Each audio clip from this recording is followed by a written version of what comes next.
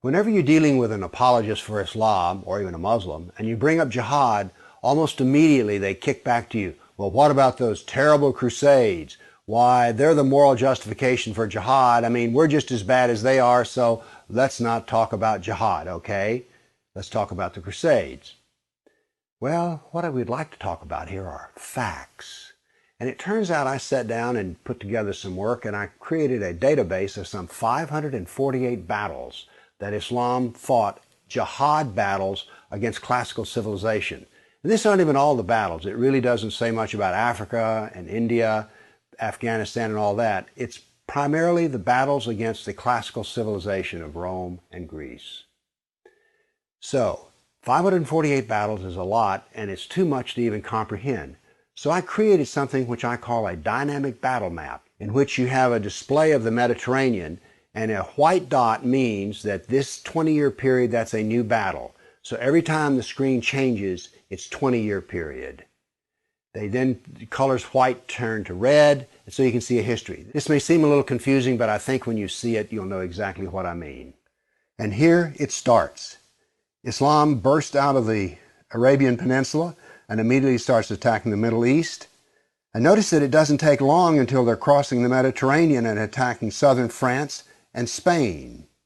Notice something here. Most people think of Islam, they think of Arabs, they think of desert, and yet here we see that Islam is projecting power throughout the Mediterranean. Notice how the little islands of the Mediterranean are getting hammered. The navy of Islam would attack coastal towns, kill, rob, rape, and then take slaves. So this whole battle map, as it unfolds, you're seeing slaves being taken. Over 1 million slaves were taken out of Europe into the Islamic world. That's something you don't think about much, but it's absolutely true. There were over 200 battles fought in Spain alone. And we also see, however, on the east coast in Turkey, that Islam is trying to break into Europe. Now, what's going to happen is, in Spain, this ongoing fight that lasted for 400 years, the Christians are going to push back the Muslims. But now then, what has happened over in the east is that Constantinople has fallen, and now then Eastern Europe is getting hammered. The jihad now comes to Eastern Europe. It's pushed out now of Spain. Northern Africa is now completely Islamic. The Middle East is completely Islamic. This is all jihad, relentless jihad. And why is it so relentless? Well, Muhammad was relentless in his jihad. And these people are good students of Islam, and so it's against the kafir, on and on. It was traditional that when the Sultan came to power, the brand new Sultan, he would immediately try to launch new wars, because he was going to be noted in his Islamic history as to how well he fought against the kafir. So that's what the jihad looked like over that time period, 548 battles.